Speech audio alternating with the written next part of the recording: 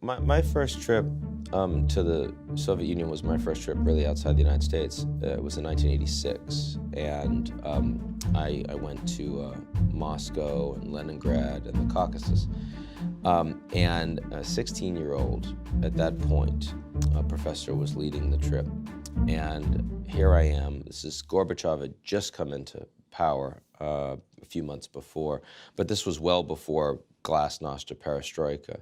So this is an authoritarian communist regime, and I'm an American kid, and I'm there. And my assumption was that, from what I'd read in the papers, is that this Soviet monolith, that, these people are automatons, basically, right? It's kind of an evil empire. That's what Reagan described it.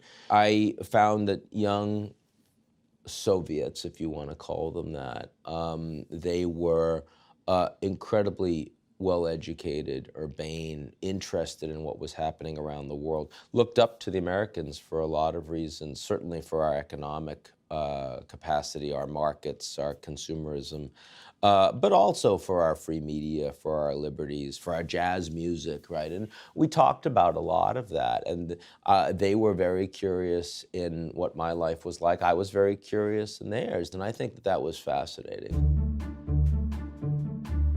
It was very clear that when the Soviet Union started to fall apart, and fell apart without great violence, and fell apart because Gorbachev allowed for a peaceful transition from empire to a post-Soviet experience in 15 countries, that there was a lot of goodwill towards the United States, that there was a lot of desire of many citizens across this part of the world to reach out and work together with the Americans, and this hope, this belief that we could foster a new world order of cooperation, and that we could help, bring the Russians up the way we did with vanquished military foes after World War II with the Marshall Plan. Now, of course, didn't happen.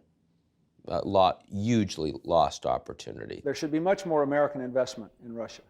The Americans were not prepared to be the global leaders that we were after World War II that would have made a difference, take advantage of what was truly a historic moment that would, if we had, would have led to a period of much more international peace and prosperity, not just for them, but for everybody. And that's an opportunity that is lost. It's lost to history. We're never going to get it back. I wouldn't be doing this work if I didn't think that we could rebuild. And I think the way that we rebuild is not going to be at the government level. It's going to be through people. It's going to be through individuals, through students and young people in particular. I mean, a lot of young people in Russia, don't have a lot of trust and respect for their government. A lot of young people in the United States feel the same way about Washington. That's okay. But, you put them together, and suddenly they realize they have a lot in common and a lot to learn from each other. So I do think that young people around the world are fundamentally curious, and they haven't had their political views hardened or siloed, no matter how much social media may try to facilitate it. And if we can get them early, and we can get them out there, with the information, but also with some travel and with some connections, I think it'll make a big difference.